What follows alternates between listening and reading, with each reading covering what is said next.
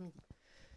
Oui, bonjour à toutes et tous. Je vais simplement lire la petite bio que Martin nous a envoyée. Et en fait, effectivement, l'idée de cette invitation à Martin, c'est, vous allez voir, en fait, l'idée, c'est qu'il puisse présenter pendant un moment à la fois son travail et ce travail qui est d'abord un travail de recherche, et qui se présente sous la forme d'un répertoire de gestes accomplis à la fois par des artistes, des activistes, un peu toute génération, siècle quasiment. Et l'idée de ce qu'on a, disons, commencé comme travail avec Martin, c'est qu'on a, donc il y a, je sais pas combien, peut-être 1000, plus de 1000 en fait, exemples. 1400 exemples, voilà, on va y revenir bien sûr, on va peut-être même prendre des pages au hasard par moment pour en lire quelques-unes. Et à l'intérieur de ces 1400 propositions, de ces 1400 gestes, de ce répertoire très large, on a présélectionné avec Martin une soixantaine, un peu plus, d'actions, de gestes en fait qui seraient possibles de réactiver vendredi. Et donc on a deux moments à ça. Donc on va commencer par un moment un peu de présentation du travail de Martin. Et ensuite, d'ici trois quarts d'heure, une heure, on va commencer à regarder cette présélection. Bon, alors évidemment, présélection, c'est de manière à ce que toutes et tous on puisse choisir en fait peut-être des actions qui nous parlent le plus. Enfin, l'idée c'est d'en choisir peut-être une quinzaine. Et on a du matériel. Donc cette présélection, elle a été aussi assez cadrée par rapport à un certain nombre d'enjeux, et notamment des questions légales, par exemple, des choses qu'on peut se permettre de faire avec de l'argent public et d'autres moins, par exemple, ou des choses parfois qui sont peut-être plus individuelles. Enfin voilà, donc il y a beaucoup de choses qui relèvent davantage de gestes dans l'espace public, et on a du matériel. Voilà, on a du matériel, on a des banderoles, on a des draps, on a des tasseaux de bois pour brandir des choses. Euh, et, euh, et d'ici vendredi, si besoin, on peut racheter encore un petit peu quelque chose, notamment de la peinture noire que j'avais prévu d'acheter chez Brico Dépôt. C'est pas encore fait, mais enfin voilà, si ça se repousse, on pourra le faire d'ici demain. Et donc l'idée, c'est que d'ici une heure, on commence à faire cette première sélection. Vous avez toutes et tous je sais pas comment on appelle ça, des choses pour écrire et voilà, prendre des notes. On va les lire ensemble, ça nous permettra de rentrer davantage dans cette vaste matière. Et donc, on peut commencer d'ici 2 heures, disons, voilà, à construire, à dessiner, etc. Peut-être quelques-unes. Et on finira de faire ça vendredi dans le courant de l'après-midi pour enfin l'activer dans la ville à partir d'un parcours qu'on décidera durant ces deux moments de l'atelier vers 19 heures, disons, vendredi. Voilà pour le cadre un peu à la fois temporel et de ce qu'on va faire durant cet atelier. Donc, Martin Le Chevalier, il est né en mai 68. Et en fait, il faudrait faire aussi une sorte un jour je sais pas, de prix des meilleurs bio, des biolines en fait. Celle de Chougoulou est intéressante aussi. Celle de Juliette Drouard dimanche était aussi intéressante. Et donc très souvent, vous savez, il y a plusieurs manières de présenter des artistes. Et très souvent, il s'agit de recenser, bien sûr, les grandes expositions globales auxquelles on a participé. Et parfois, elles sont plus inventives que ça. Donc là, c'est le cas. D'ailleurs, il y en a deux en fait sur le site. Donc je sais pas, il y en a une qui fait deux lignes. Simplement, c'est né en mai 68. Martin Le Chevalier est artiste plasticien, enseignant à l'université Rennes 2, parfois commissaire d'exposition. Et la seconde, qui est un tout petit peu plus longue, précise déjà la naissance de ce livre. Commissaire fondé sur l'humour, la dérision, ses œuvres interfèrent avec l'espace public, la ville, l'économie, les médias. Et d'ailleurs, ce serait intéressant peut-être revenir aussi sur quelques-unes de tes propositions, notamment celles qu'on peut voir sur Instagram, ces lettres que tu écris, on y reviendra. Et il vient donc d'inventorier les nombreuses tactiques communes à l'art et à l'activisme, détournement, infiltration, imposture, parodie, etc. Dans ce livre donc, qui s'appelle Le répertoire des subversions, Art, activisme, méthode, qui est paru en 2024 chez Zone. On va le faire circuler, puis encore une fois, on va l'ouvrir aussi à des pages un peu au hasard. Et il y ressent sous forme d'abécédaire les tactiques jubilatoires inventées par artistes et activistes pour déjouer la violence des dominations en imaginant des formes d'action non violentes inédites. Voilà, donc on va te donner la parole peut-être pour que tu nous présentes à la fois depuis où ce livre émerge, quelle en a été en quelque sorte ses prémices. Et puis un livre qu'il faut dire quand même est attendu depuis longtemps. En tout cas, en tout cas, voilà, on est très heureux de l'avoir enfin eu dans les mains. Dans le sens où il y a parmi tous ces exemples, hein, parmi ces 1400 références, de nombreuses d'entre elles qu'on mobilise souvent dans des cadres pédagogiques, en école d'art, à l'université, mais souvent de manière très disparate et souvent sans, ou en tout cas, il manque souvent parfois une théorie qui viendrait en sédimenter, disons, une sorte de socle. Ce que tu ne fais pas non plus d'une certaine manière. Enfin, ça commence d'entrée de jeu immédiatement par ce répertoire, mais cela témoigne, me semble-t-il, à quel point eh bien, tous ces gestes peuvent exister d'une certaine manière sans une théorie de l'art, en quelque sorte, qui viendrait en fonder le socle théorique, quoi. Bon, voilà, je m'arrête là, mais merci beaucoup d'être là, Martin. On est très heureux d'entamer déjà de t'accueillir et puis ensuite d'entamer cet atelier avec toi, qui prend d'ailleurs une forme assez similaire de ce que tu as fait récemment à Besançon. Peut-être que tu pourras en dire un mot également, puisque tu as récemment également activé ce livre. Oui, effectivement. Donc, merci de m'accueillir. Merci à vous d'être présent et de bien vouloir, je l'espère, participer à cet atelier. Donc, je présenterai tout à l'heure plus précisément ce livre, hein, qui n'est constitué que de récits très brefs de nombreuses actions.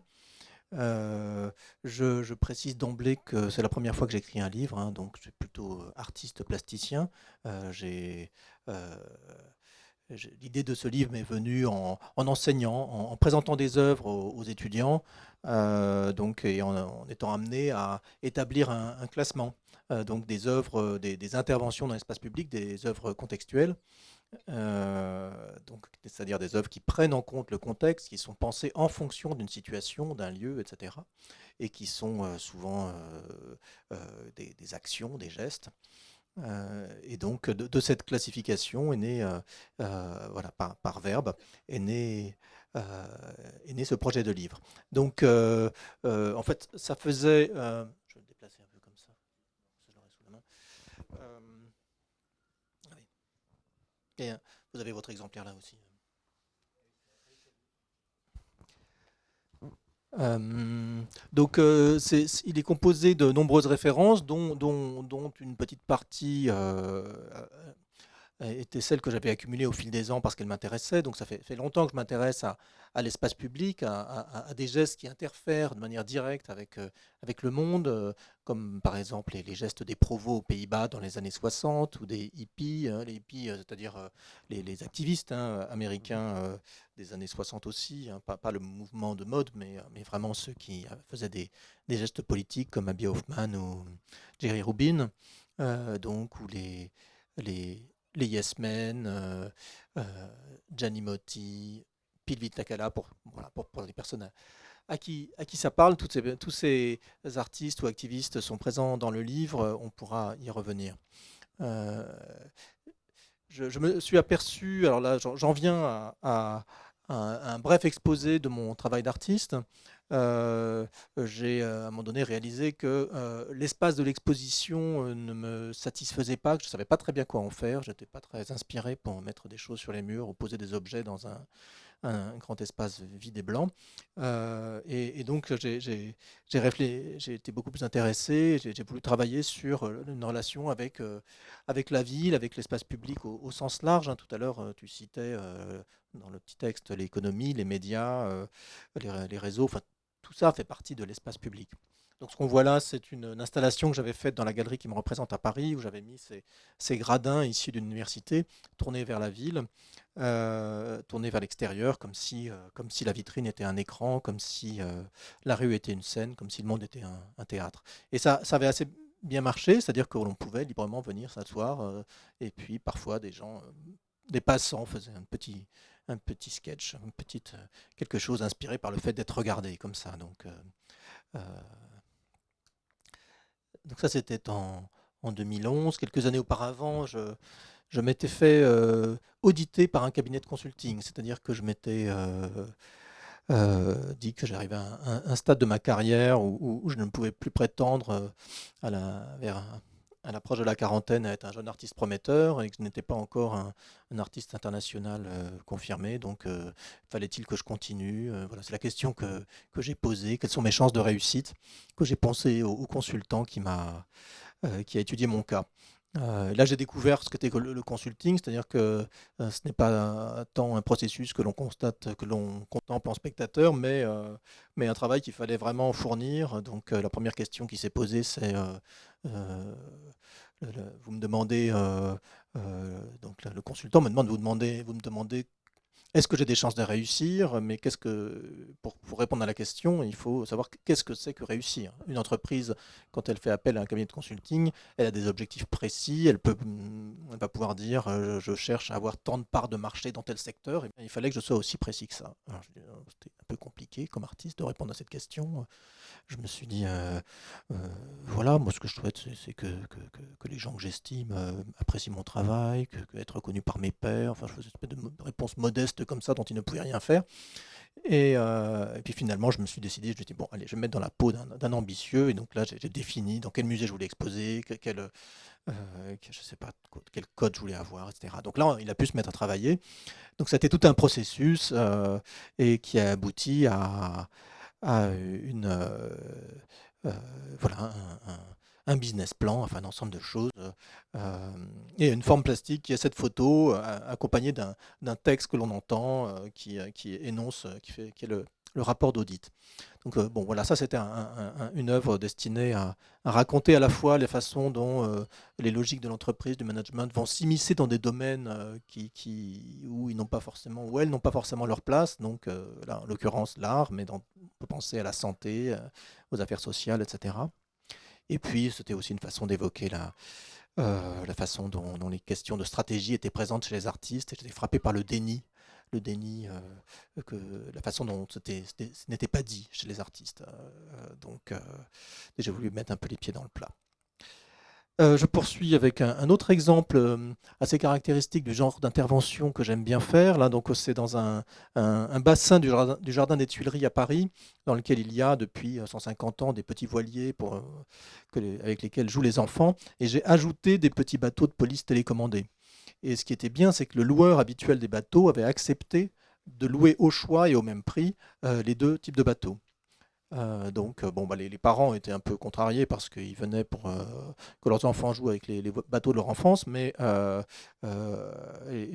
c'était assez équilibré parce qu'on avait un peu bridé les petits jouets chinois et les bateaux, les voiliers fonctionnaient très bien. Bref, on avait cette coexistence sur ce petit plan d'eau qui est comme une représentation, un lac, une mer miniature. Et l'idée d'une intervention comme celle-là, c'est de prolonger, de compléter une représentation. Donc on a déjà une mer miniature, mais en ajoutant ces bateaux de police, je convoque des notions comme celle du contrôle des frontières, du contrôle des migrations, des pirateries, etc. Donc voilà, c'est une chose voilà, ce que je trouve intéressante, c'est d'aller prendre appui sur l'existant pour évoquer d'autres choses. Ici, c'est à Montréal en 2019, dans le cadre d'un festival qui s'appelle le Festival Art Souterrain, donc un festival d'art dans l'espace public et dans des espaces, dans ce qu'on surnomme parfois la ville souterraine à Montréal, c'est-à-dire des galeries commerçantes, de nombreuses choses qui sont connectées les unes aux autres. Et puis, il y a un édifice, celui-ci, où il y a le Service Canada, là on peut faire ses passeports, ses papiers, et puis il y a également le service des étrangers là qu'on aperçoit là, où se font les demandes d'asile. Et je m'étais aperçu lors de l'édition précédente que dans cet édifice, on ne pouvait pas installer des œuvres sans qu'elles soient protégées, sans que les services de sécurité ne mettent ces poteaux à sangle là, qui servent à guider les files d'attente.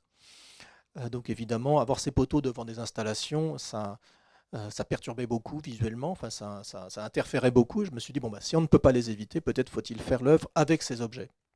Et donc j'ai eu l'idée voilà, j'ai fait cette proposition d'avoir une œuvre constituée uniquement de ces objets et qui écrivait ce mot SOS, visible depuis une galerie passante elle aussi un peu en hauteur, comme si quelqu'un avait lancé un appel au secours en prenant la liberté de déplacer les sangles.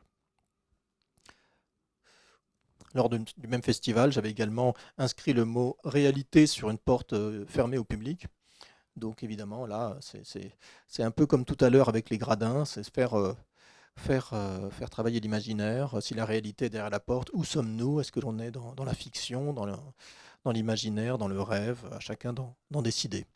Ce que j'aime bien dans le fait d'intervenir dans l'espace public, c'est le hasard. C'est-à-dire que des gens rencontrent quelque chose. Ce ne sont pas ça peut être des personnes qui sont venues, parce que là, en l'occurrence, c'était un festival d'art, mais des personnes qui seraient venues, qui auraient un plan, qui viendraient chercher telle ou telle œuvre.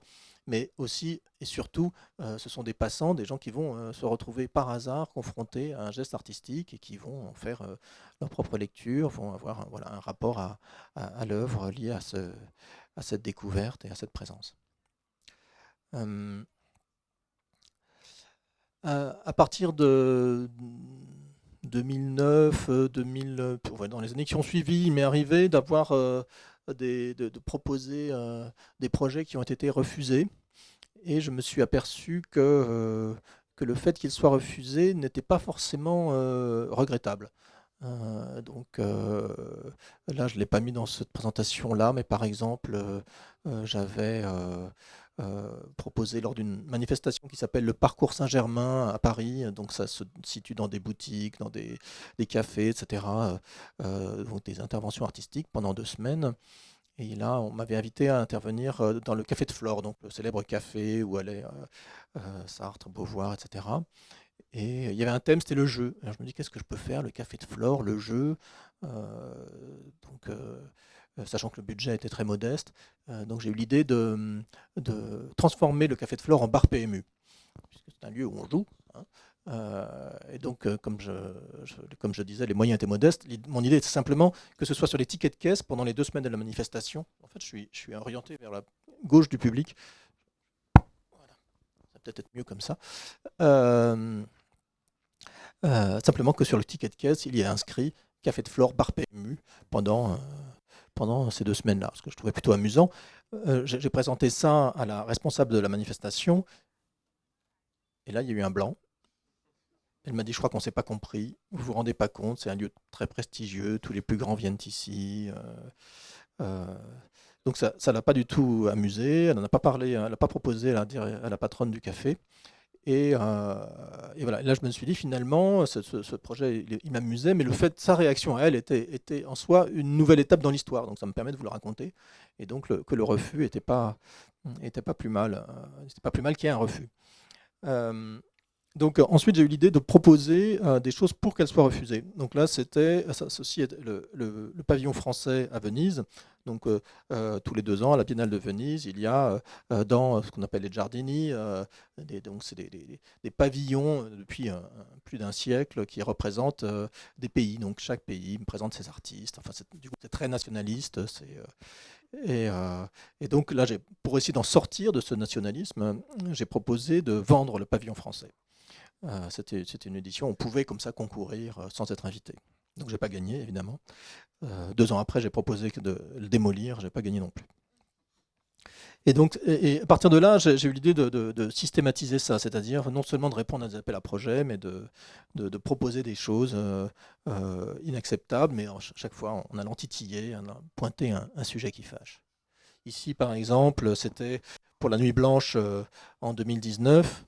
Je peux vous lire le courrier. Madame, Monsieur, j'ai eu connaissance de votre appel à projet concernant la manifestation Nuit Blanche qui se tiendra le 5 octobre 2019 à Paris. C'est pourquoi j'ai le plaisir de vous adresser aujourd'hui une proposition.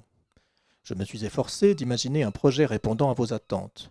Je me suis notamment attaché à ce que celui-ci bénéficie de l'autonomie financière que vous exigez et donc à concevoir une création qui ne vous coûte rien. L'œuvre à laquelle j'ai pensé consiste en un simple geste, un don. Je souhaite en effet vous offrir ma participation à la Nuit Blanche 2019. Donc la Nuit Blanche, pour ceux qui ne savent pas, c'est une manifestation, il y en a dans différentes villes, mais la première, je crois, était à Paris, donc c'est des œuvres dans la ville pendant une nuit. Cela dit, on a participé à cette Nuit Blanche 2019 et c'était Charlotte Lobard qui travaille beaucoup avec. C'est pas celle-ci de 2019? En réponse à ce geste généreux, j'aimerais juste que, conformément à votre promesse de contrepartie, donc je me réfère au règlement intérieur, de contrepartie en termes de communication, ma générosité soit explicitement mentionnée. Il vous suffira pour cela d'écrire, entre guillemets, avec le soutien de Martin Le Chevalier sur tous vos supports de communication. La simple présence de cette mention donnera, vous l'aurez compris, toute son existence à l'œuvre. Donc voilà, c'est un jeu avec ce, euh, oui, les règlements du concours. Enfin, ce n'était pas tout à fait un concours, mais on pouvait proposer des projets. Et avec cette question de ce problème qui est récurrent du fait que des artistes peuvent souhaiter exposer, et même sans être payés, parce que ça leur permettra d'être bah oui, que leurs œuvres soient vues, donc d'être visibles. On va dire qu'ils seront payés en visibilité. Donc je joue avec ça, avec un courrier comme ça. Autre exemple, là c'était lors d'un concours, c'était Emmanuel Macron qui avait demandé à ce que ça se fasse, un concours pour un monument aux victimes, en hommage aux victimes de l'esclavage dans les jardins des Tuileries à Paris encore. Donc ça devait être dans un espace près du jeu de paume. Donc je n'ai pas respecté l'espace, mais je me suis astreint quand même à faire une intervention, à proposer une intervention au sein de ce jardin des Tuileries. Et j'ai vu qu'il y avait ce monument à la gloire de Jules Ferry. Jules Ferry n'était pas un partisan de l'esclavage, mais c'était un fervent défenseur des colonies et de l'idée d'une inégalité entre les races.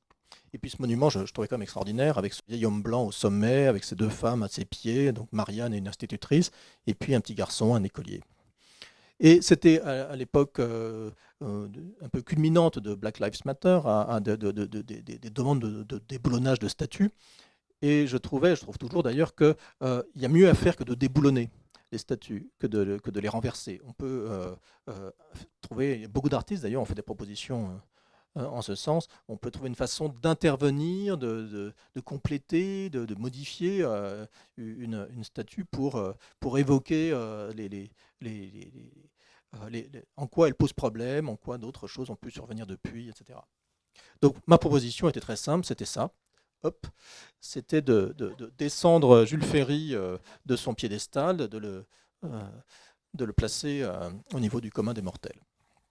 Bon, j'ai pas gagné, hein, mais voilà. Donc j'ai aussi donc fait des propositions sans que ça s'inscrive dans le cadre de concours ou d'appel à projet. Là, par exemple, je me suis adressé à la banque HSBC en leur disant que je souhaitais ouvrir un compte chez eux. HSBC, donc c'est une banque qui a été ouverte, créée au début du 19e siècle, à l'époque du commerce de l'opium. Elle a une longue tradition, donc créée au Japon par les Anglais, pardon, à Hong Kong par les Anglais. Longue tradition de soutien au trafic de drogue. Enfin, quand on voit sa page Wikipédia, c'est incroyable le nombre d'affaires, le soutien aux dictatures, enfin bon, blanchiment d'argent, etc. Donc, je leur écrivais, puisque vous êtes capable de noircir, de blanchir l'argent sale, peut-être saurez-vous noircir le mien. Donc voilà, je sentais que c'était dans un but chromatique que je voulais ouvrir ce compte, mais ils ne m'ont pas répondu. Et alors, j'aime bien procéder par croisement, hein, faire se croiser plusieurs questions, plusieurs idées, plusieurs problèmes. Donc là, on est en...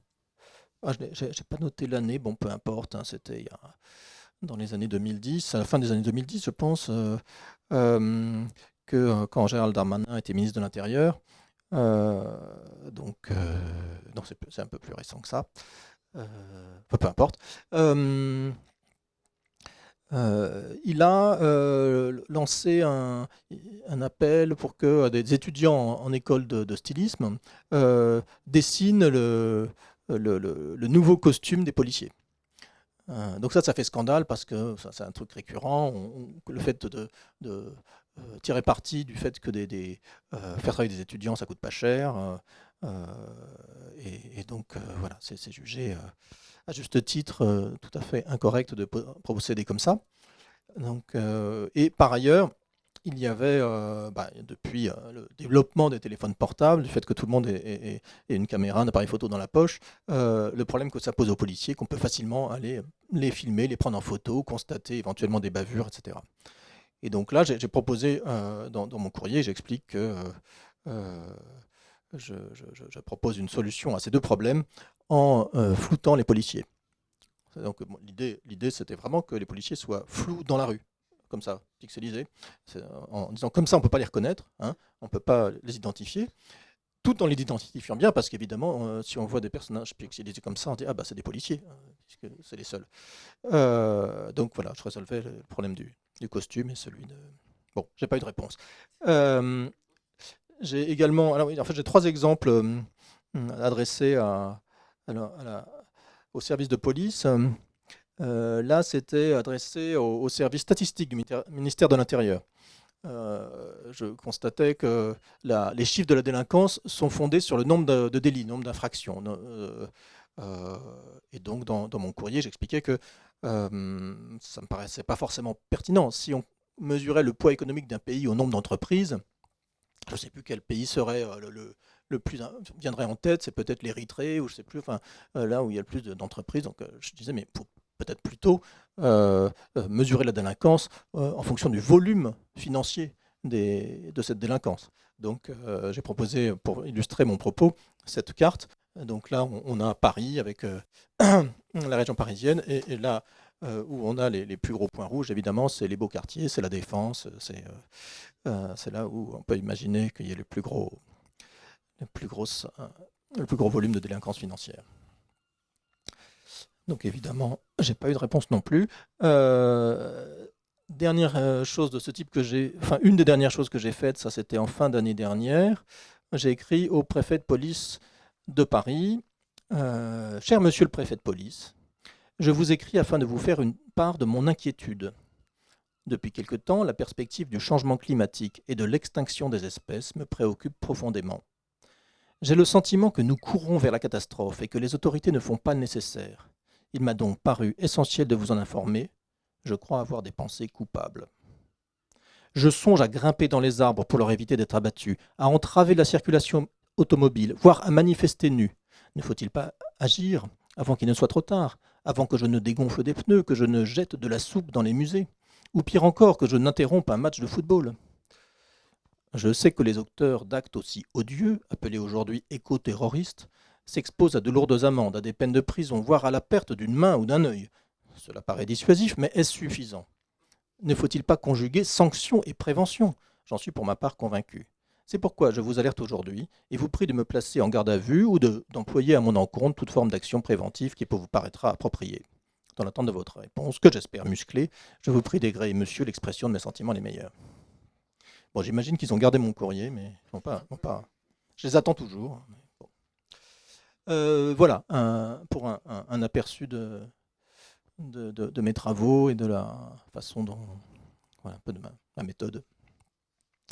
Et j'en viens donc à la présentation de ce livre, qui, comme je disais, est structuré par verbe et qui n'est fait que de récits. Donc là, un peu comme je viens de le faire, hein, je vous ai raconté un peu des histoires et ce qui m'intéresse, c'est les gestes qui peuvent se raconter, mais c'est surtout le fait il y a plusieurs motivations pour ce livre, mais entre autres, le fait de mettre en relation des actes d'activistes et des actes donc activistes, mais aussi dissidents, révolutionnaires, parfois excentriques. On va avoir des résistants, on va avoir de nombreux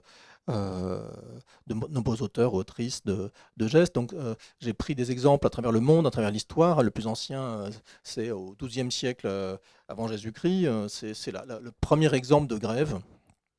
Donc ça, c'est lors de la construction de la vallée des rois en Égypte. Disons que le premier exemple connu des historiens de grève, on sait que des ouvriers ont posé leurs outils, ont refusé de travailler parce qu'ils n'étaient pas assez payés. Donc, ce qui m'intéresse, c'est l'invention de forme. C'est la façon dont voilà, la créativité que l'on va trouver aussi bien dans les luttes que en art, et de les mettre en relation. Donc, oui, là j'ai quelques exemples de verbes. On va voir ce genre de choses. Ah oui, non mais en fait, voilà, c'est plutôt comme ça. Donc des verbes comme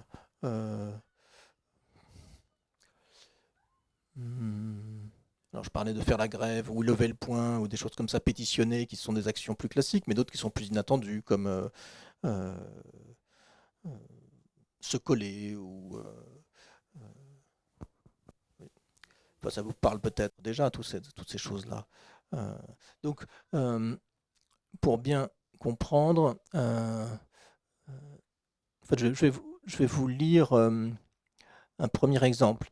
J'ai vraiment pris le parti pris de la concision, c'est que chaque, ce soit un peu comme dans un dictionnaire où on cherche l'espace euh, est rare et voilà, est limité, donc il faut faire bref. Donc j'ai cherché à ce que chaque texte, chaque mot contienne une information, quoi. Alors, c'est un livre sans images. Là, j'ai mis des images un peu pour accompagner mon propos, mais le livre se présente. Ah oui, il est en train de se promener, ben, vous l'avez peut-être aperçu. Donc ici, refuser de se battre.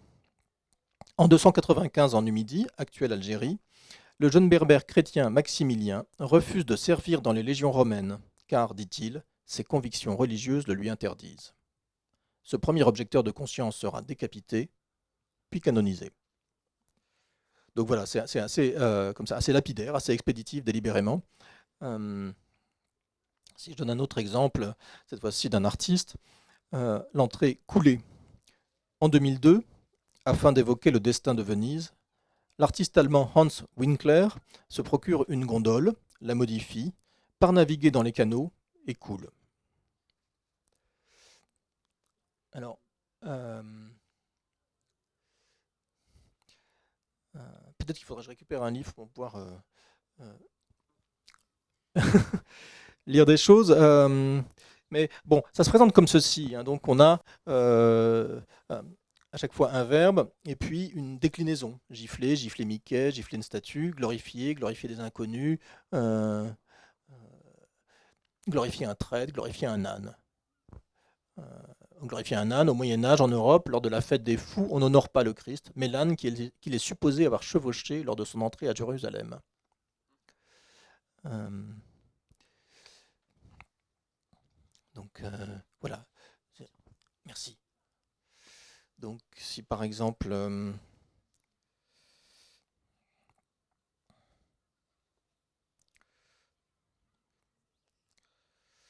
montrer, alors on va voir toute cette déclinaison, montrer ses fesses. En 1524, lors de la conférence de Badajoz-Elvaz, le Portugal et l'Espagne discutent de l'emplacement du méridien séparant leurs hémisphères respectifs. Voyant qu'ils veulent se diviser le monde, un jeune garçon leur montre ses fesses afin de leur suggérer une longitude. Bon, semble-t-il, c'est véridique. Alors, en principe, je n'ai rien inventé. Enfin, en principe, oui, je sais que je n'ai rien inventé. Et en principe, tout est vrai. À en croire les sources que j'ai pu trouver. Montrer son sexe, en 1968, l'artiste autrichienne Vali Export se rend dans un cinéma de Munich, vêtue d'un pantalon laissant ses parties génitales apparentes, et se promène dans le public, muni d'une mitraillette. Ne pas montrer son sexe. Genical Panic, hein, c'est ça. Oui, le titre c'est Genical Panic. Ne pas montrer son sexe. En 1996, à San Francisco, les danseuses du club de striptease Lusty Lady décident de faire un No Pink Day pour dénoncer l'arbitraire de leurs conditions de travail. Durant cette journée, elles ne décroisent pas leurs jambes. Je continue. Montrer ses menstruations. Le 1er février 2019, l'activiste d'origine espagnole Irene Garcia Galán effectue une action pour demander le remboursement par la collectivité des serviettes et tampons hygiéniques. Alors qu'elle a ses règles, elle circule dans Paris sans protection et vêtue d'un caleçon moulant clair. Une large tache rouge apparaît bientôt à son entrejambe. Montrer son col de l'utérus. Alors excusez-moi, c'est un... Annie Sprinkle. Ouais, bravo.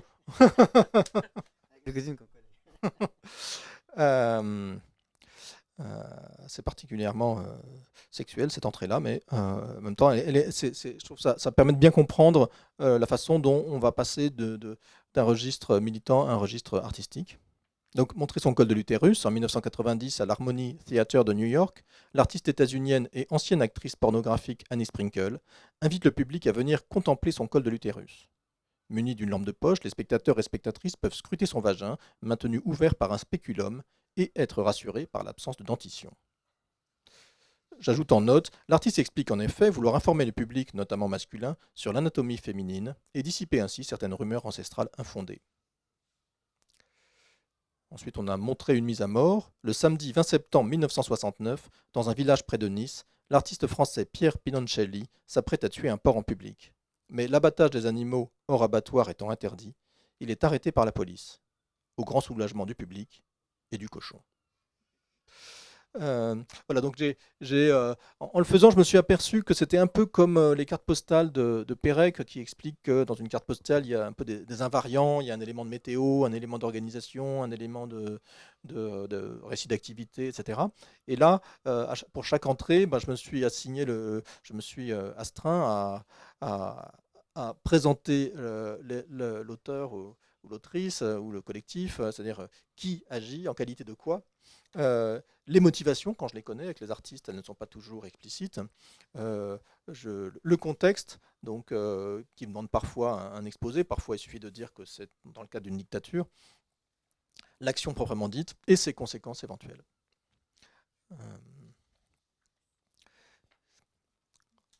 Sur la couverture, donc là, brandir des pancartes blanches. Ça,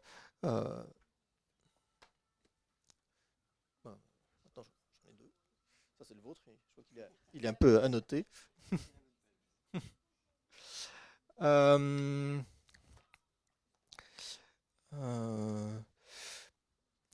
peux peut-être un peu plus parler des critères de sélection de tous ces actes. Et ce ne sont que des actes non violents. Alors par violence, j'entends violence contre les personnes. Donc il peut y avoir des bris d'objets, il peut y avoir des choses comme ça.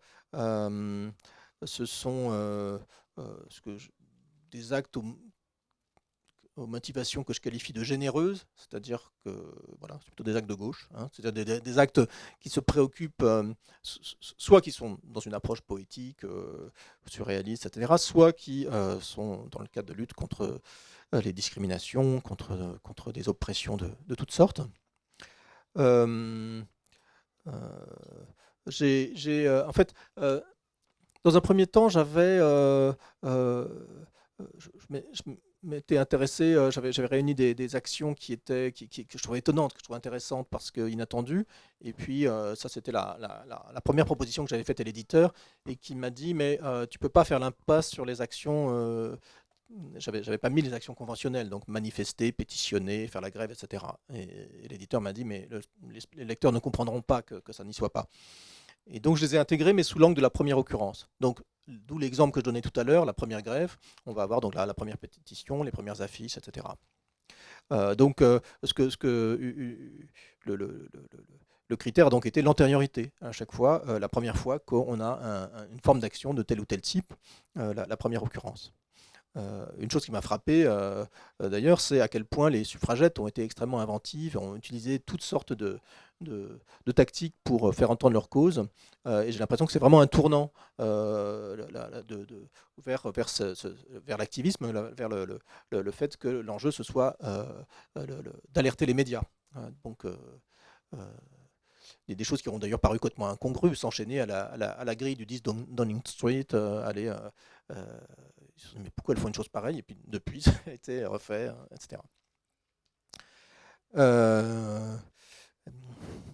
Donc, je ne sais pas si je raconte toutes ces choses-là. Ah oui, le Still ID, je parlais. Tac, lever le point.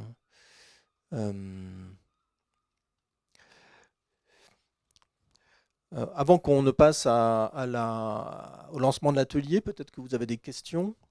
On aurait pu lire au hasard, le prendre, tu vois, une page au hasard et que chacun lise une entrée complètement random en fait, quoi, de manière à ce que ça donne peut-être aussi un petit éventail. Non, je sais pas si ça vous tente. Ouais. On peut tout à fait faire ça, oui. Une précision aussi, c'est que, alors c'est pas systématique, mais j'ai souvent choisi j'ai une préférence pour les actions qui reposent sur l'humour. Donc il y a beaucoup de gestes comme ça, mais bon, il y a aussi des choses qui sont beaucoup moins, pour lesquelles ce n'est pas le cas. J'en ai un exemple là. Célébrer des funérailles anticipées. Vers 1810, alors que les guerres napoléoniennes tuent des centaines de milliers de soldats, des conscrits bretons participent à leur propre enterrement. Avant de partir au front, ils assistent à la messe qu'on leur dédie, puis suivent leur cercueil aux côtés de leurs parents endeuillés. Donc ça, c'est pas très drôle, mais je trouve ça très fort. Pincer les fesses des hommes. Dans les années 1970 aux Pays-Bas, les membres du groupe féministe des Dolmina peut-être, prononciation, rendent l'appareil aux hommes. Elles les sifflent dans la rue, leur pincent les fesses. Voir aussi l'entrée harceler les hommes. Pique-niquer. Pique-niquer sur une tombe. En 2010, l'artiste franco-italien Wolfgang Natlassen achète une double concession dans le cimetière de Mont-en-Mantois et y place une pierre tombale, formant une table et 2 bancs. Ainsi, les visiteurs peuvent casser la croûte sur la future sépulture de sa mère. Pirater. Pirater la télévision. Le soir du 20 juin 2003, durant le bulletin météo de la chaîne de télévision néo-zélandaise TV3, apparaît soudain un bandeau sur lequel est écrit « Bush, Professional Fascist ». George Walker Bush est alors président des États-Unis. La chaîne présentera ses excuses sans révéler qu'il a accompli ce piratage. Pirater la météo. Le 17 juin 2007, le collectif d'artistes tchèques Stohoven pirate une webcam qui diffuse en direct un paysage montagneux dans le bulletin météorologique de la chaîne de télévision nationale. Les téléspectateurs et téléspectatrices voient alors un champignon atomique s'élever dans les paisibles collines. Merci.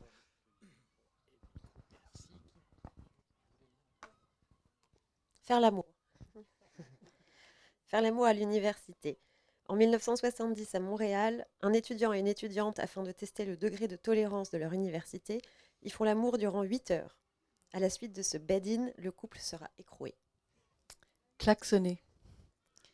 Klaxonner pendant 5 minutes. En Ouganda, en 2011, les manifestations contre la hausse des prix sont brutalement réprimées. Le groupe Activists for Change invite donc la population à une forme d'action moins exposée. Klaxonner ou siffler tous les soirs à 17h pendant 5 minutes.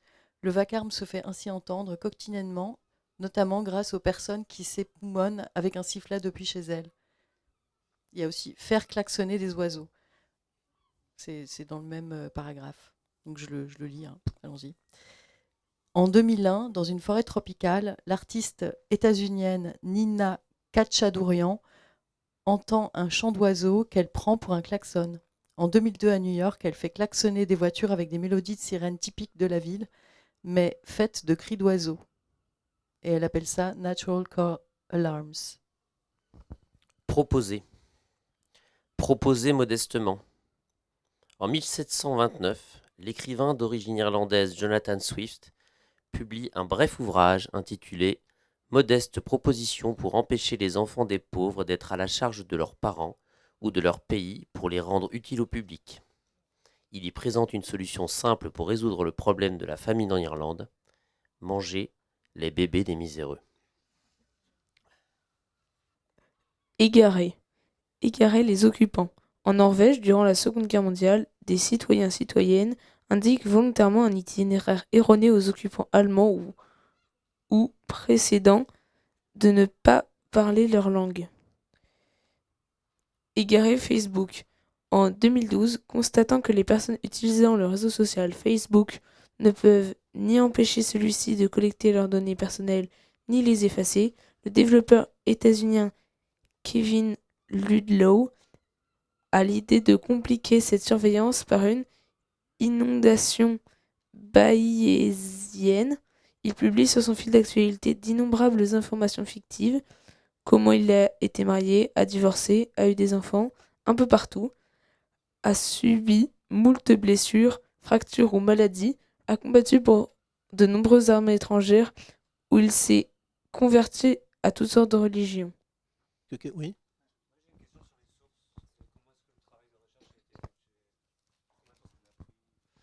C'est 2 ans de recherche intensive en complément des exemples que j'avais déjà réunis depuis des années. C'est des sources écrites, donc beaucoup en bibliothèque, des livres d'historiens, des articles universitaires, mais aussi des sites internet d'artistes, des catalogues d'expos. Parfois, j'ai contacté des personnes quand je manquais d'informations, donc des gens, ouais, plutôt des artistes que j'ai contactés pour avoir des précisions. Mais dans l'ensemble, c'est ça. C'est pas beaucoup par rebond, euh, par filon. Ouais.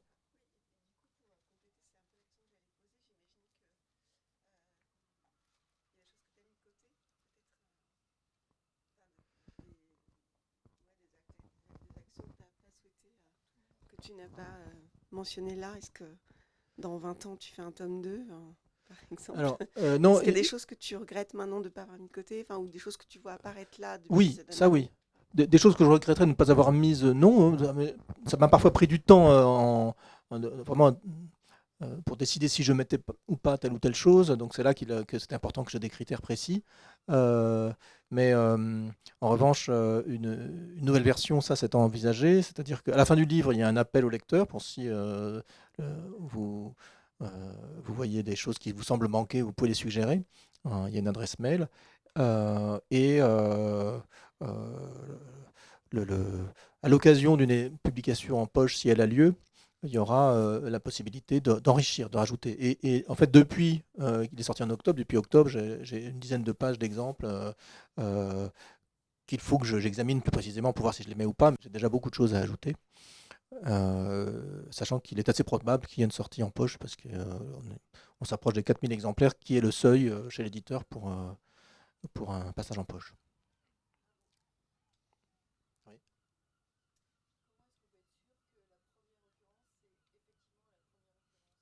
Alors, je précise à chaque fois la première occurrence connue des historiens.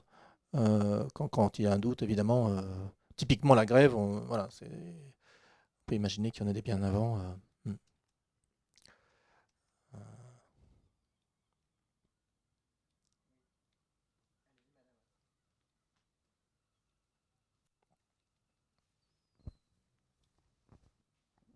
Merci Romain.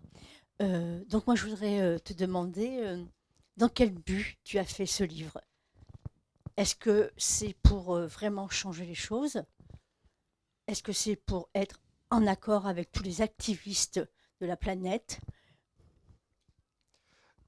C'est plusieurs choses. C'est à la fois pour donner envie d'agir, pour donner envie de ne pas rester passif, et, et aussi pour faire découvrir, pour partager des choses, pour m'adresser aux curieux. Et c'est aussi pour ce dont je parlais tout à l'heure, pour raconter ces correspondances qu'on peut avoir entre un art dit conceptuel et puis des formes de lutte créative. Voilà, c'est plusieurs choses à la fois. Mais voilà, c'est à la fois pour amuser et donner envie d'agir. Et en termes de bibliographie, est-ce qu'il y aurait 2, 3 références que tu pourrais mettre sur la table qui pourraient être mobilisées dans d'autres cadres? Enfin, est-ce que, je sais pas, le répertoire, il y a quand même un certain nombre de publications sur ce qu'on appelle l'artivisme ou liées à, je sais pas, le travail de Grégory Cholette, par exemple, des gens comme ça. Enfin, est-ce qu'il y a des livres comme ça qui ont été des sources, quoi, disons, plus importantes que d'autres, parce qu'elles référaient déjà quand même toute une série de gestes possibles? Oui, il y avait des inventaires. Par exemple, il y a un universitaire américain qui s'appelle Gene Sharp, qui a établi une sorte de classification des méthodes d'action non violente.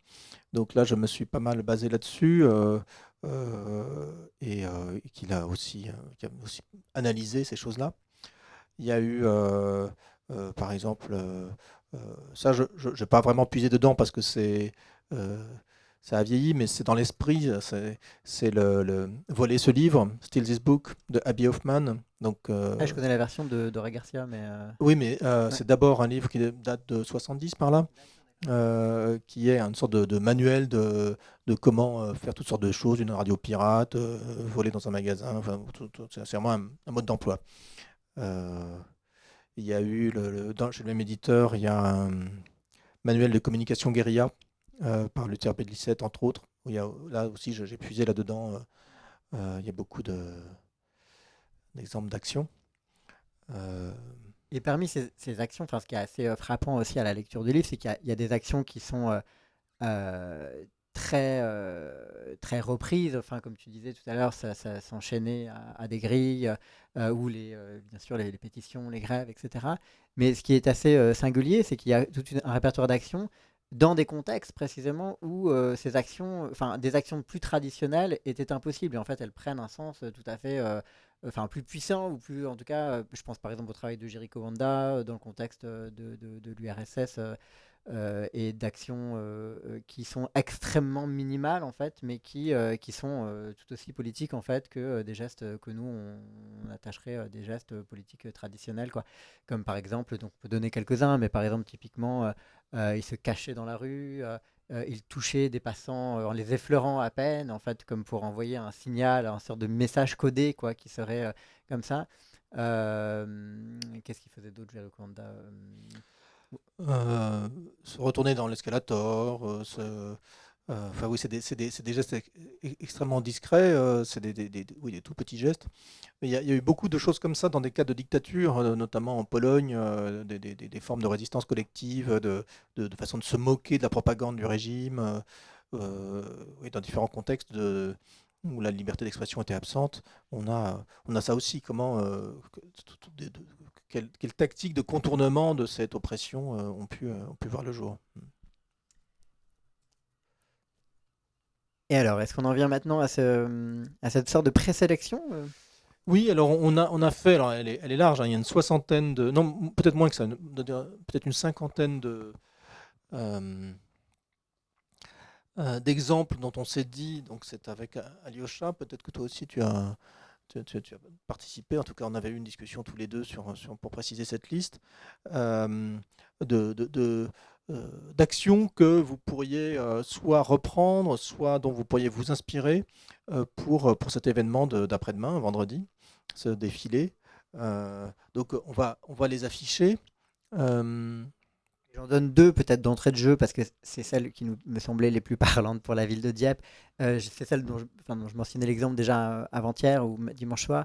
C'est, vous savez, Louise Michel, bon, qui est quand même une figure importante, quoi, pour la ville de Dieppe, hein. Louise Michel a vécu à Dieppe, il y a été enseignante dans le secondaire. On a une association de mémoire de Louise Michel dans la ville, etc.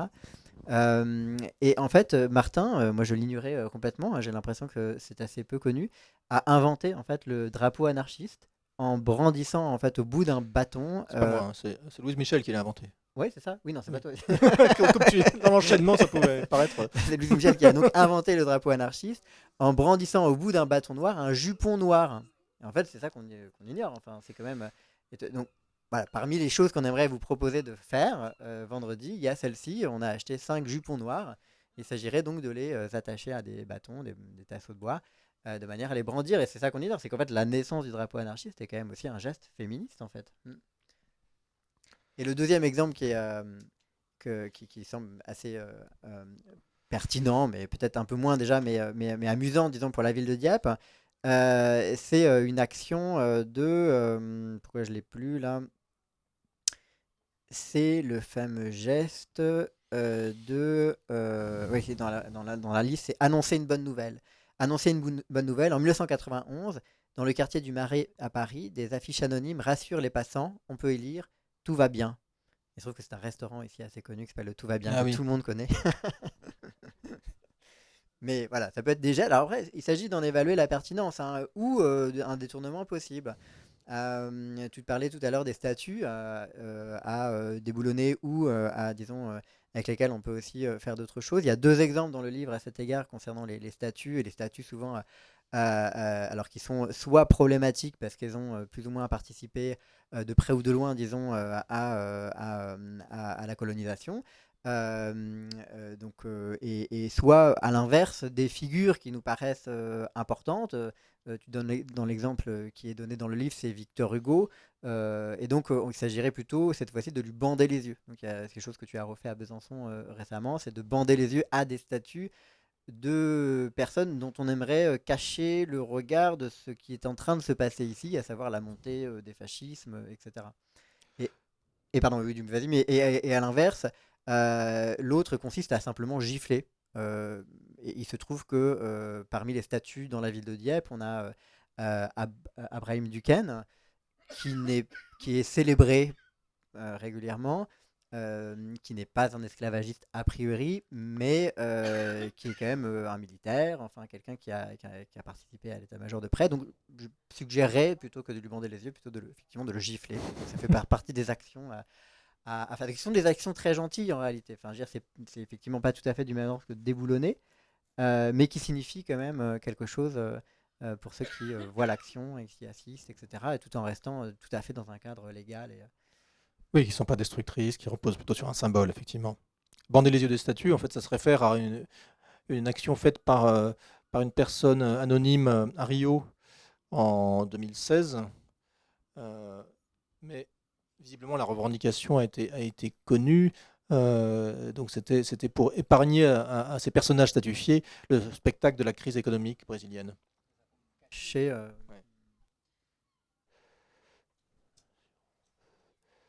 Il y en a une que j'aime beaucoup, hein, je peux Ouais. la dire, c'est simplement en référence à une action d'un artiste d'origine allemande qui est Jochen, je sais pas comment on dit, Jochen Gertz. Non, pardon, c'est pas celle-ci, mais peu importe. Enfin, en fait, c'est simplement des petits papiers qui sont distribués dans la rue à des gens de manière un peu random et sur lesquels est écrit poursuivez votre journée comme si de rien n'était. Et ouais, on l'a là. Oui, certainement. Je avais demandé de ne rien changer. En réalité, l'œuvre de Johann Gertz était un peu plus complexe. Ouais. Il raconte dans son petit texte qu'il est en train d'écrire un livre et que les passants sont les acteurs. Et lors de l'activation qu'on a faite à Besançon, on a simplifié. Donc c'est un geste inspiré de Johann Gertz. C'était donc juste à voir avec cette phrase-là. Poursuivez votre journée comme si de rien n'était. Oui, ce qui est très fort, en fait, c'est à la fois une injonction contradictoire, mais ça permet de faire rentrer aussi quelque chose de l'ordre de la fiction, une sorte d'un geste autoréflexif sur sa propre journée, alors même qu'on leur demande de ne rien changer. Et du coup, voilà, ça insinue en quelque sorte de là, ou en tout cas un geste, quoi, qui à l'intérieur d'une journée, sans qu'il y ait aucune manifestation de celui-ci, quoi. Oui, oui, tout à fait. Donc c'était distribué L'idée, en fait, évidemment, la question du droit d'auteur hein, qui peut apparaître assez rapidement aussi. On s'est posé la question, par exemple, vous savez, Philippe Parreno est connu aussi pour une action, une manifestation d'artistes, il y en a de nombreuses, dans laquelle des enfants brandissaient des panneaux sur lesquels est écrit No more reality. Il n'y a plus de réalité. ou à bas la À bas réalité. la On peut réalité, la à bas la traduire de réalité, différentes voilà, façons. à bas la réalité, ouais. Et bon, alors effectivement, dans ce cas-là, Philippe Arreno étant l'homme qu'il est, peut-être que ça peut poser un souci si ça se retrouve ensuite sur Internet. Mais pour de nombreuses d'entre elles, c'était souvent des actions à la lisière entre l'artivisme et le geste artiste. Donc il s'agit davantage d'une sorte d'hommage. Et voilà, en tout cas, on s'est dit qu'on pouvait prendre la liberté et on verra après qui on crédite où, mais mais qu'on pouvait prendre la liberté de s'en inspirer ou de les reproduire et qu'il y avait peut-être même dès l'origine en fait une invitation et c'est en tout cas me semble-t-il le geste même du livre une invitation à les amplifier. Ouais. Donc peut-être qu'on peut poursuivre. Donc l'idée c'est, vous voyez, en fait à partir de vos petits, comment on appelle ça, je sais pas, enfin on peut prendre des Tablette, notes et on l'idée, va dire. puisqu'on pensait au départ le distribuer à tout le Pupitre. monde et on a manqué de temps à cet égard, mais peut-être que simplement là ce qu'on va faire pendant une demi-heure c'est qu'on les lit les uns après les autres. Et dans un coin de votre tête ou sur un bout de papier, vous marquez les actions, les gestes, etc., qui vous semblent les plus pertinents, ou vous pourriez également proposer de l'adapter. Voilà, de l'adapter pour la ville de Dieppe, pour la journée de vendredi, etc. Oui, vous pouvez tout à fait imaginer des choses à partir de ça. Hein. Il ne s'agit pas forcément d'exécuter les choses, mais euh,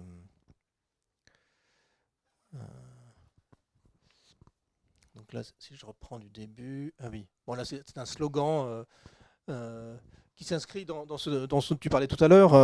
Là, c'est dans le contexte on est en 76, donc Endre Todt qui vient donc de Hongrie, là où voilà, on est dans le bloc communiste, la liberté d'expression est très limitée. Et lorsqu'il est à Genève, il brandit une pancarte qui dit « Je suis heureux de pouvoir brandir cela ».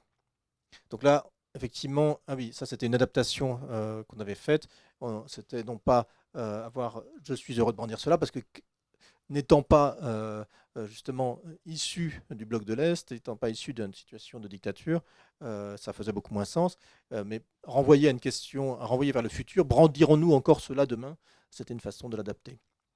Poser cette question de aurons-nous cette liberté demain? La suivante est très belle aussi, c'est celle d'Anna Alprin hein, que tu mentionnais tout à l'heure.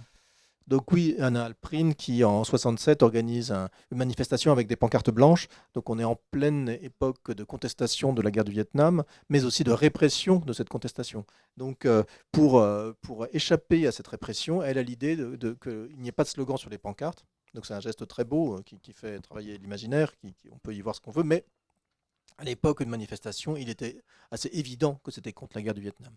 Donc il y a ce double aspect-là. Donc, bander Mais les qui yeux. fait sens aujourd'hui. Enfin, il me semble que si on défile dans les rues avec des pancartes vides, on comprend que un certain nombre de gens se réunissent contre un certain état de fait, quoi. Oui, mais ça laisse l'interprétation libre au public. Mais il y a eu des choses tout à fait comparables récemment. Il y a eu cette femme au début de la guerre en Ukraine, de l'invasion russe, qui a brandi une feuille blanche à Moscou et qui s'est fait arrêter. Il y a eu ce qu'on appelle la révolution A4 à Hong Kong, où je crois que c'est à Hong Kong, hein, qui brandissaient des feuilles A4 pour justement, là encore, ne pas mettre de slogan. Et eux aussi ont eu des ennuis. C'est quelque chose. Il y a beaucoup de choses comme ça qui peuvent être récurrentes.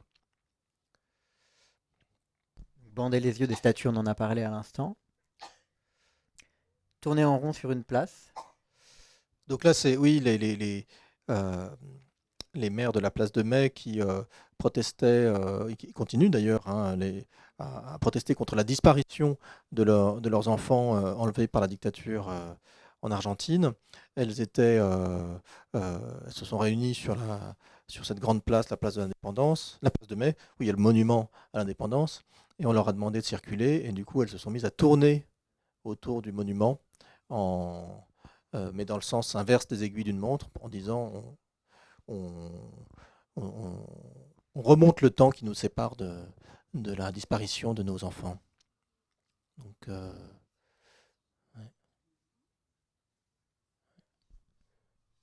Alors, si on continue, annoncer une bonne nouvelle, le fameux tout va bien, Ouais. mais qui évidemment peut être entendu de manière très ironique dans un contexte de défilé. Manifester son égarement, on en a parlé, nous ne savons pas ce que nous voulons. Donc là, c'est un peu comparable avec Endre Todt, mais c'est beaucoup plus récent. C'est dans le contexte de la Russie poutinienne, où ils ne brandissent pas un slogan ouvertement contestataire. Ils mettent juste « nous ne savons pas ce que nous voulons ». Enfin, une espèce d'ironie de la part de ce collectif. Ça, on en a parlé. Ensuite aussi. Donc le fameux geste qui consiste Ouais. à distribuer des petits papiers demandant aux passants de poursuivre leur Ouais. journée comme si de rien n'était. Brandir un drapeau noir, donc on en a parlé, hein, c'est quand même l'invention du drapeau anarchiste. Brandir des branches d'arbres. Alors ça, c'est assez lié à un contexte local. C'est en 87, donc je lis pour des Haïtiennes et Haïtiens annoncent vouloir déchouquer, c'est-à-dire déraciner les complices de la dictature en détruisant intégralement leur maison. Lors des manifestations, de nombreuses personnes brandissent des branches d'arbres en référence à ce déchoucage qu'elles appellent de leur vœu. Se cacher dans la rue, c'est ce dont tu parlais. Demander plus d'imaginaire, tu en as parlé aussi. Donc cette manifestation d'enfants, hein, c'est important à préciser. Cela dit, refaire une manifestation d'enfants avec le slogan No More Reality, effectivement, ça serait difficile à faire sans l'accord de l'artiste, mais reprendre le slogan dans sa version française, à bas la réalité, ça ne me demande pas une autorisation, je ne pense pas. Vous pouvez la noter si vous le souhaitez. Détourner un stationnement, ah oui, Donc en 2005, à San Francisco, un groupe activiste s'aperçoit qu'il n'est pas interdit légalement d'employer une place de parking pour d'autres usages. Le 16 novembre, ses membres installent donc sur un emplacement vacant un banc, un arbuste et une parcelle de pelouse. La démarche sera imitée à travers le monde et un parking day annuel verra des stationnements se convertir en espaces militants, artistiques ou festifs. Ah, celle-ci semble aussi très pertinente pour la ville de Dieppe, c'est-à-dire qu'effectivement sur tout le front de mer, c'est quasiment entièrement un parking. Donc il y aurait peut-être un usage à trouver à ces espaces qui sont réservés aux voitures en fait et qu'on pourrait se réapproprier. Verbaliser des 4x4, en 2001 aux États-Unis, le groupe activiste Earth on Empty dépose des contraventions factices sur les pare-brises de luxueux véhicules tout-terrain. Les PV parodiques suggèrent aux conducteurs et conductrices de rompre avec leur solitude en pratiquant le covoiturage ou en prenant le métro. Oui, là encore, c'est assez gentil. C'est qu'effectivement, il y a d'autres types d'actions du type comment dire, Dégonfler. dégonfler, Ce qui merci. n'est pas très méchant non plus. C'est pas très méchant, c'est pas crever les pneus, ouais. mais voilà, c'est pas dégonfler les pneus non plus. Mais il s'agit là simplement de petits prospectus. Vendre de la terre. En juillet 1963 à Nice, l'artiste franco-suisse Ben propose à la vente des sachets en plastique qu'il a remplis de terre sur une colline voisine. Donc là, c'est plus un jeu avec l'économie, une espèce de parodie du commerce. Il y en a une autre action, je crois, qui est un peu plus loin, c'est de jeter Dieu à la mer, non? Alors, de Ben aussi, comment argumente-t-il cela? Oui, l'idée que Dieu est partout, y compris dans un carton qu'il a sous la main. Donc, il écrit Dieu sur le carton et il jette le carton à la mer. Donc, il dit qu'il jette Dieu à la mer. Faire semblant de travailler. En 2016, un collectif belge prône le travail général. Cette forme de lutte praticable par des personnes qui ne peuvent pas faire grève, étudiantes, indépendantes, chômeuses ou sans papier, consiste à faire semblant de travailler. Elles se rendent ainsi dans des administrations publiques sans y avoir été invitées. Ils servent des cafés, ouvrent des tiroirs, rangent des chaises, etc. Donc là, ça demande un peu plus d'audace. Et il faut vérifier les horaires d'ouverture de l'administration pour le 1er août en tout cas. Mais ça me fait penser à une autre des références qui est le fameux le Palace à loyer modéré, le PLM. Ah oui. Tu peux en dire un mot? C'est une compagnie de théâtre de rue qui s'appelle Ilotopie, qui avait effectivement créé pendant une semaine un palace entre deux HLM, je ne sais plus où c'était. C'était au début des années 80 ou quelque chose comme ça. Et donc,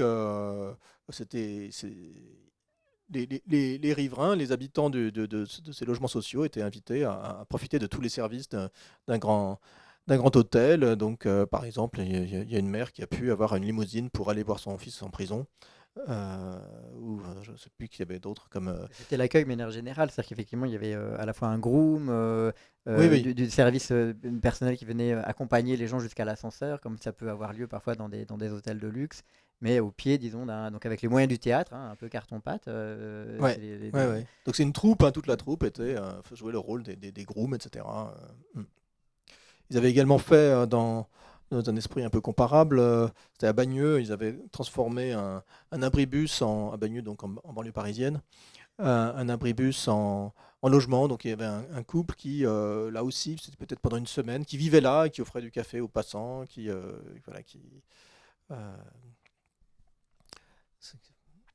Alors ça dit, il y a des grèves de stagiaires et des grèves de chômeurs, et en 2008 à Paris, il y a eu une grève des chômeurs importante. Il y a un mouvement bien sûr lié un mouvement des chômeurs important à la fin des années 90, début des années 2000. Mais bon, en tout cas, ça nous semblerait peut-être envisageable aussi pour pallier d'une certaine manière au déficit des administrations publiques, en fait, qui sont souvent très désargentées, enfin, avec conditions de travail très, très compliquées, mais il y a aller servir du café au personnel et aux personnes qui traversent ces lieux. Ça pourrait être en tout cas une des actions possibles, quoi, vendredi. Voilà, on l'a mis dans la liste. Tester la vue des surveillants. En 2012, l'artiste italien Fra Biancochoc place devant une caméra de vidéosurveillance un panneau d'ophtalmologue comprenant des lettres de différentes tailles et destiné à tester la vue des patients. Bon, ça, il faut avoir la configuration qui s'y prête pour jouer avec les caméras de vidéosurveillance. Ça marchait surtout... Enfin si, ça peut fonctionner de manière un peu symbolique. C'est-à-dire qu'il y a moins que peut-être qu'à l'époque, en 2012, remarque, c'est assez récent. C'était plus déjà des enregistrements que des vraies personnes regardant en continu. Oui, non, j'avais mis dans la liste en me disant que je ferais des repérages à Dieppe, donc on va avoir besoin en fait de ceux qui connaissent bien la ville de Dieppe, parce que j'avais repéré simplement devant le café des Tribunaux, j'avais le souvenir qu'il y avait des caméras de surveillance, mais en fait, après vérification, il n'y en a pas. Donc je ne sais pas s'il y a des caméras de surveillance dans la ville de Dieppe. Oui. Mais alors où? Est-ce que vous savez où? Ouais. Ah oui. En tout cas, on peut tester la vue de ceux qui regardent ces caméras. Semé partout, à partir de 1649, le groupe anglais des Diggers, on traduit par bêcheux, opposé à la privatisation des terres, plante et cultive où bon lui semble. Plus récemment, à partir de 1973, des personnes adeptes de la guérilla jardinière, guerrilla gardening, soutiennent la biodiversité et contestent la propriété privée en cultivant des terrains abandonnés. Elles font ainsi surgir tournesols, choux ou citrouilles dans de nombreuses villes du monde. Donc là, ça consisterait à aller se procurer quelques graines chez Jardiland, enfin un petit tas de graines, je sais pas comment on appelle ça, enfin, voilà où on achète des graines, et ensuite de les semer, voilà. Tu peux trouver des graines sur le bon coin. Et aussi, bien sûr, elle est plantée dans la terre, c'est ça l'idée. Mais ah oui, oui, Oui. évidemment, évidemment, oui, absolument, tout à fait, tout à fait, tout à fait. Par exemple. Mais je ne sais pas si elles sont encore au stade voulu, les roses trémières.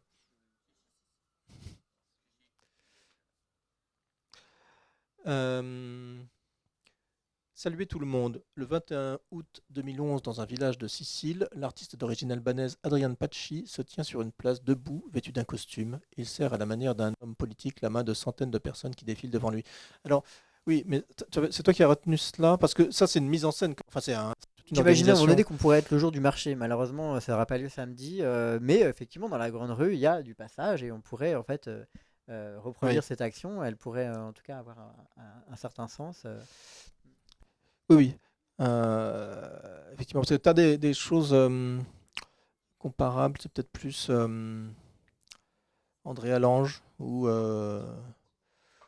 qui est-ce? C'est peut-être Pistoletto ou je sais plus qui a fait ça aussi, d'aller saluer des gens comme ça, mais en allant vers les gens. Hmm. Ah oui, rendre le monde fictif. Donc ça, c'est effectivement dans le même esprit que mes gradins, c'est de placer des chaises euh, comme si, comme s'il y avait un spectacle à voir. Donc disposer des chaises à un endroit inattendu. Ce qui a été pratiqué par un artiste argentin, là c'était en intérieur, Norberto Puzzolo, et en extérieur par le collectif Les gens du Terpan. Donc ça, il y a un doublon là. Se réjouir de... Oui, oui, c'est parce que c'était dans ma sélection de départ. Nettoyer en dansant, en 1925 au Nigeria, pour chasser symboliquement les désordres moraux et sociaux apportés par les colonisateurs et les missionnaires, des femmes Igbo inventent la Noa-Obiala, une danse rituelle consistant à balayer longuement l'espace public. Et ça, on va le retrouver ailleurs, cette symbolique du balayage. Jeter un sort à Donald Trump. Le 24 février 2017, un appel est adressé à toutes les sorcières, entre guillemets, des États-Unis. Des milliers de féministes se réclament de la résistance magique. Elle lance alors un sort au président Donald Trump pour qu'il ne fasse aucun mal ou échoue complètement. Jeter Dieu, on en a parlé, ainsi que gifler une statue. Donc là, c'est les références historiques de ça. Pardon? Ah oui, pas encore. Féminiser des rues, le soir du 7 mars 2019 à Paris, alors que seuls 2% des rues françaises portent des noms de femmes, le collectif militant Nous Toutes colle sous des plaques de rue 1400 fausses plaques portant des noms de femmes célèbres ou victimes de féminicides. Certaines sont sans nom en hommage aux victimes anonymes. Effectivement, donc c'est assez. Alors bon, il aurait fallu, si on avait préparé les choses bien, il aurait fallu reproduire exactement la manière dont les rues sont. Avec la plaque bleue, avec un contour liseré blanc, etc., etc. Bon, mais on peut aussi les dessiner, les coller à côté. Tu connais oui, j'imagine les statistiques, ça doit être comme Ah oui, les ça doit pas être statistiques pour différent le coup d'ailleurs. sont à peu près les mêmes partout. Ouais. Mais il y a des villes où il y a une politique vraiment de féminisation. Moi, à Rennes, par exemple, toutes les nouvelles rues sont féminines. Ouais. Alors ça, je sais pas si on le lit, parce que... Pas bien. Et Et c'est pareil pour faire la fête sur une autoroute. Faire la fête sur une autoroute, bon, enfin peut-être pas une autoroute parce que c'est un petit peu loin d'ici, mais il y a peut-être, vous voyez, quelques routes un peu plus fréquentées du côté de l'hippodrome. Alors il s'agirait d'y aller, bien sûr, mais voilà, en bloquant un petit peu la circulation quelques minutes, on pourrait y faire une fête. Voilà, c'est envisageable. Quelques minutes, le temps que voilà, la police arrive. Et alors, pour finir, un principe d'inversion, ça c'est toi qui avais retenu ça. Étudier des Occidentaux. En 1970, l'acteur et guérisseur nigérien Damouré Zika se rend au Trocadéro à Paris et, à la manière d'un anthropologue occidental en Afrique, sollicite des personnes rencontrées au hasard pour relever leur mensuration ou observer l'état de leur dentition. Cette inversion des rôles, imaginée par l'ethnologue et cinéaste français Jean Rouch, apparaîtra dans son film Petit à Petit. Oui, bon, alors, ça c'est un extrait de film. Il se trouve que Kentuta et moi, je crois, Kentuta aussi, en tout cas de mon côté, je montre régulièrement aux étudiants et ça marche quand même toujours assez bien, quoi, encore aujourd'hui. Cet extrait en fait dans lequel en fait on voit une inversion des rôles des anthropologues des années 50 en fait ou voire même antérieurs et qui disons continuent des gestes comme ça de comparaison physique etc. Et donc ça permet en fait de simplement renverser les regards en fait de manière assez efficace. Hmm. Et voilà, après il faut que ça vous parle aussi hein, enfin, comme manière voilà une action possible. Ouais, il y en a peut-être encore d'autres. C'est vrai que finalement, la liste est déjà, on est déjà au bout de la liste. Hein, donc, vous voyez que On est au bout de la liste.